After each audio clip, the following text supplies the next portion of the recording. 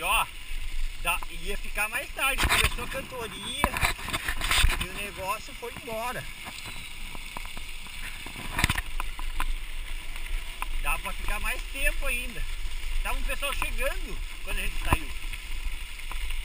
Você vê.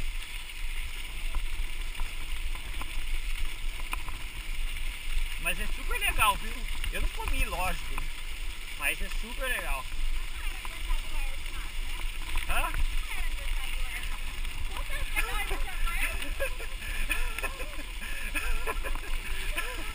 Parece o meu bolo. Não era não. A gente que tava fazendo festa pra ele.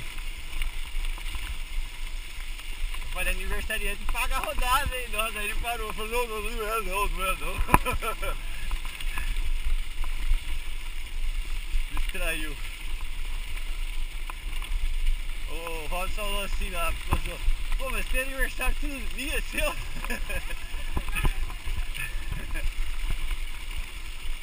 Ele é animado, ele quer sair na foto, ele pula pra cá, pula pra lá, quer cantar. Tem.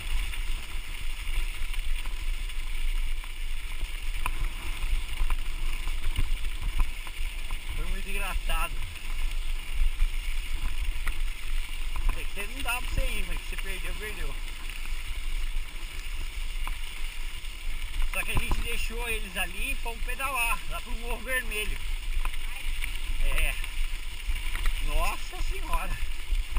Só matamos a Flaviana no caminho. Falei, falta só. É só um morro, faltou 5. Ela tá vermelha, um pimentão.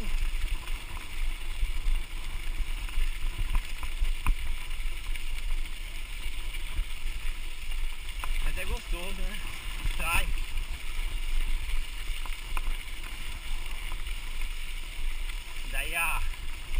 Daí quando nós chegamos, daí o pessoal tava já comendo. Tava começando a...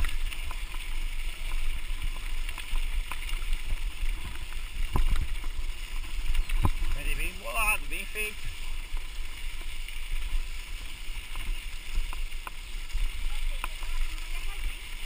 É, eu também. Não. Falei, partiu o cachoeiro dos búfalos. Ninguém ergueu. Mesma coisa que estivesse falando com o Bento.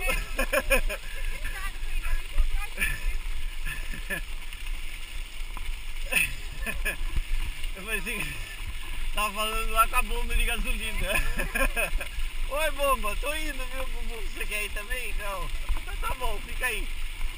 Fica plantado aí. Foi mais ou menos essa sensação. Então, mas pegou mais gente aqui, né? Pegou mais gente, viu, Pedro? Ah, Na ponta. é. Mas tem mais um rapaz, aquele que eu comentei também.